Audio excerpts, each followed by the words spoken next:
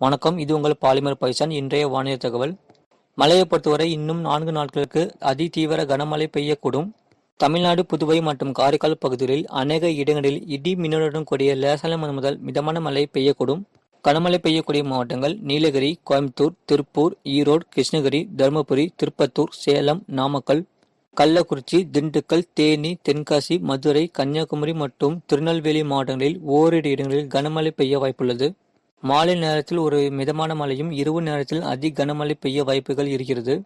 சென்னையை பொறுத்தவரை அடுத்த 48 மணி நேரத்திற்கு வானம் ஓரளவு மேகமூட்டத்துடன் காணப்படும். நகரின் ஒரு சில பகுதிகளில் லேசான முதல் மிதமான மழை பெய்யக்கூடும்.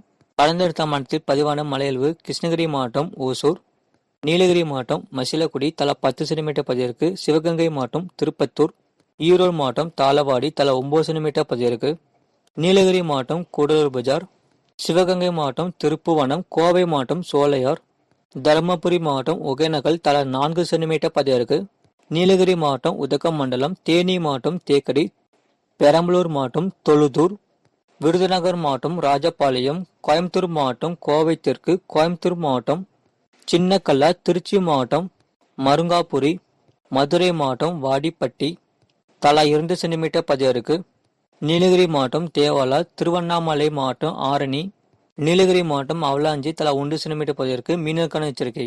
குமரி கடல் பகுதிகள், மன்னார் வளைகுடா மற்றும் அதனை ஒட்டிய தென் தமிழக கடலோர பகுதிகள் மற்றும் இலங்கையை ஒட்டிய தென்மேற்கு வங்கக்கடல் பகுதிகளில் சூறாவளி காற்று மணிக்கு 45 முதல் 50 கிலோமீட்டர் வேகத்திலும் வீசக்கூடும். இடையிடையே 65 கிலோமீட்டர் வேகத்திலும் வீசக்கூடும். இது போன்ற செய்திகளை உடனுக்குடன் அறிந்து கொள்ள மறக்காமல் நம்ம சேனலை சப்ஸ்கிரைப் செய்யுங்கள், மக்களுக்கு ஷேர் செய்யுங்கள்.